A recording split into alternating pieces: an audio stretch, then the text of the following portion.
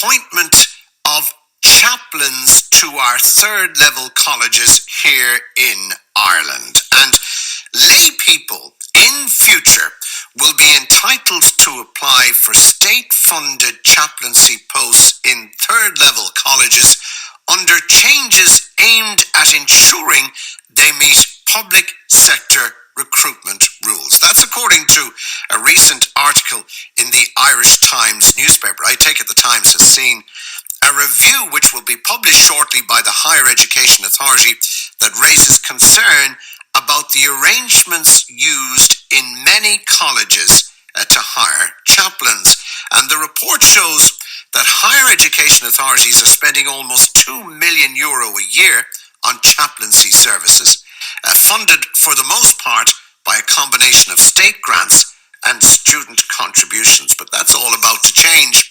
And my next guest will probably take the credit for this change. He is a resident of the Greater Monaghan area, Castleblaney to be precise. His name is John Hamill, and he is a member of Atheist Ireland, and he's with me on the line. Good morning to you, and thanks for taking our call. So, good morning, Joe. Good to talk to you again. If the report and its contents are, as stated in this newspaper article, are true, you've won your battle, haven't you? Yes, and I wouldn't take personal credit. There's around half a dozen people in Atheist Ireland have been working in this campaign for around 2 years now, and it included briefing TDs so they could ask parliamentary questions about this. It included working with the Controller and Auditor General, with the Joint Oireachtas Committee on Education, with the Department of Education itself, and then we also made a detailed presentation to the HEA when they were composing their final report. So we're delighted that the final report includes all of our recommendations. All right. So what exactly were you recommending? What changes did you want to see happen? Well, our core complaint was that the way the chaplaincies were being funded is unconstitutional. What Article 44 in the Constitution says is that a public body cannot take taxpayers' funds and give it to one particular church. And as you say, the third level sector in Ireland was taking €2 million per year, which had been collected in taxes from citizens of all faiths and none, and largely just handing that over to the Catholic Church. And what we suggested was that instead of just allowing Catholic bishops to appoint chaplains, that should be opened up so that lay applicants and non-Catholic applicants could also seek to become chaplains. And from the perspective of the students then, the students would know that they are getting the chaplain who is the best candidate for the job, rather than just whatever priest is convenient for a bishop to appoint. So in future now, public sector rules, recruitment rules will apply to the appointment of chaplains in our third level institutions. That's right, and no favoritism will be shown. No favoritism will be shown towards any church, be it the Catholic Church or any other church. That's right, and the HEA have actually gone a bit further than that, and they have said that all of these changes must be made in the next 12 months.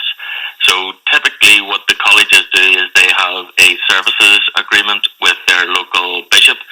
Their chaplain isn't a direct employee of the college. They have a contract for services with their local bishop, and their local bishop will appoint the chaplain.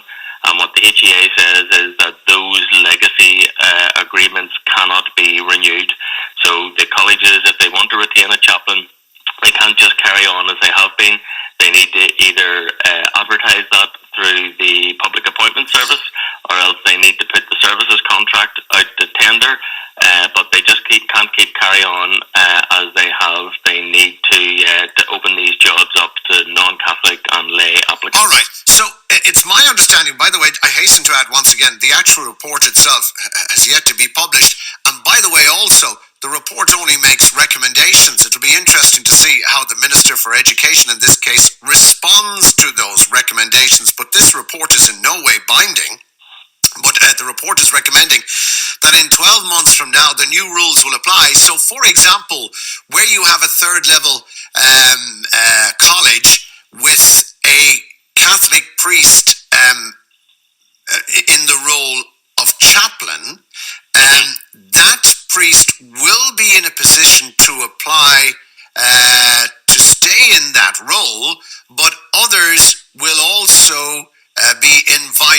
be allowed to apply for that position as well, and it will be a case of the best qualified person getting the job. You're quite right, Joe, and this is actually an area where I think the HEA may have actually gone a little too far. So, as you say, a Catholic priest who's in a chaplain's role at the minute, so let's say the Cork IT chaplain who's paid €66,000 per year, he will have to reapply for his job, let's say. And I think if he reapplies for his job and he's the best candidate for the job, he should absolutely be appointed, and I would object if he wasn't appointed. What the HEA has said now is that they're encouraging the institutions to move away from clerical chaplains and towards lay chaplains in order to adhere to their constitutional obligations. But as you say, my personal view is that I don't care what religion a chaplain is. A chaplain is a public servant who's providing support services and pastoral services for students. It really shouldn't matter what religion they are. And if the best candidate for the job is a Catholic priest, then that's who should get the job. What if the minister decides for some unknown reason not to take the recommendations on board? Well, I think what the colleges are doing then is leaving themselves open for a court case. So there's the Employment Equality Act in 1998, which says it's illegal to discriminate based on gender or based on religion. So if you have a bishop who's allowed to make an appointment of a priest, as we know, the Catholic Church doesn't ordain female priests. So since a woman can't become a priest, then women are discriminated against in this job. I don't say that to try and change the Catholic perspective on female ordination. So bishops believe they're in personal mental contact with a Palestinian carpenter from the Iron Age who has told them that he has created the universe in order to discriminate against women in ordinations. And that sounds a bit crazy to me, but if bishops want to believe that, that's perfectly fine for them. It's just not a good way to make public sector appointments in Ireland. So these jobs should be just as available to women as anyone else. When do you think the report will be published?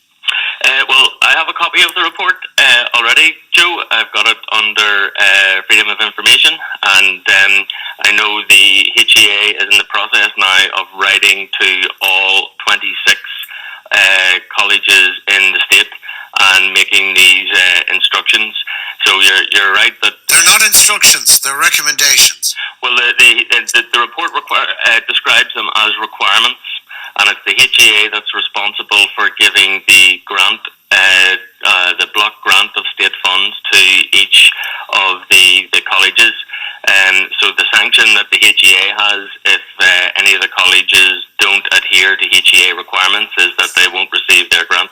All right. We have to leave it at that. John Hamill in Castleblaney, thank you indeed for taking our call this morning. John is a member of Atheist Ireland, and he was to the fore in that campaign to, I suppose, level the playing pitch when it comes to the recruitment and the appointment of chaplains in our third level institution.